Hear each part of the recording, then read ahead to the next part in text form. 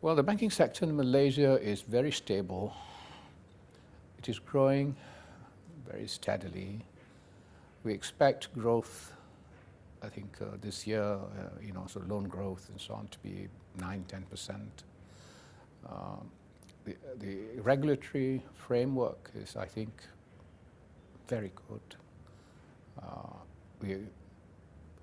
Last year, the Islamic Financial Services Act was passed, and the Financial Services Act also was passed, taking into account all that's happened, in the West in 2008, so I think regulatory system in respect of particularly risk management, capital adequacy, very strong.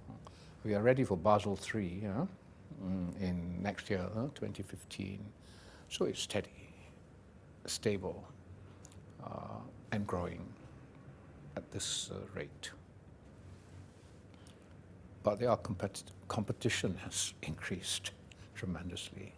So margins are being squeezed. So everyone's going after CASA, CASA, what do you call it?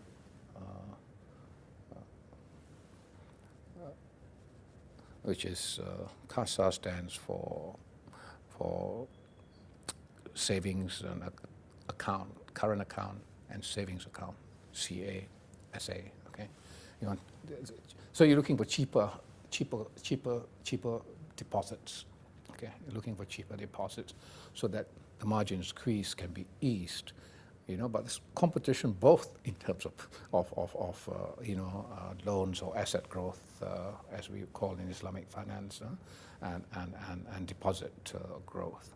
And so margins are being squeezed, and so bank profits, are not going to be that fat and easy, to come by. However, the environment, apart from the regulatory structure, in terms of the underlying economic environment, is stable.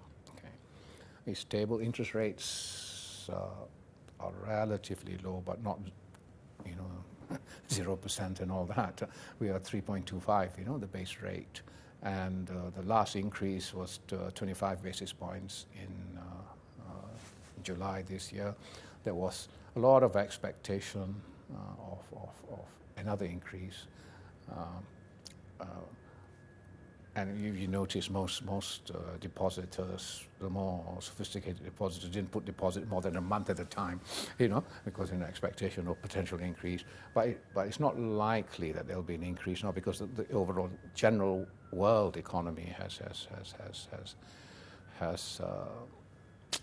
there's problems in Europe still, and we're still watching US to see, or say, quantitative easing has been taken out also. So see what happens to the US economy now. Whether they're going to increase rates, that's going to be quite critical, whether the Fed will do so. On the other hand, Japan is easing up. So the environment is, we're watching it, we're watching it. But in terms of our own economy, we are growing, and the last 2 quarters, the numbers have been good, very good for Malaysia.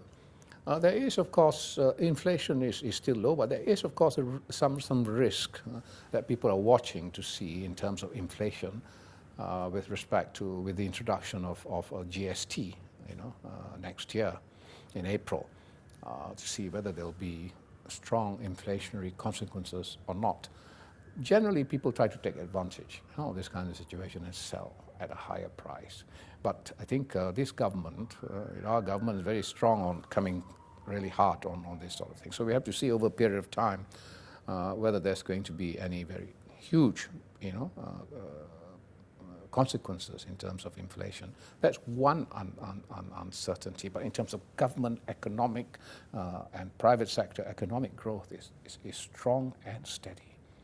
There are massive projects that are in the pipeline, massive, under the government transformation plan, MRT, you would have seen, the MRT project is massive. So we have an underpinning of growth which is very steady. Of course, we worry about China a little. We worry about China a little, not because of the slowdown in growth, which is the worry generally, the case conventionally. But I think we worry in terms of whether we are, as a country, as an economy, taken sufficient cognizance of the restructuring that's taking place in the Chinese economy, and whether our kinds of exports can be the exports of the future. Present kinds of exports can be the exports of the future, because China's changing as well.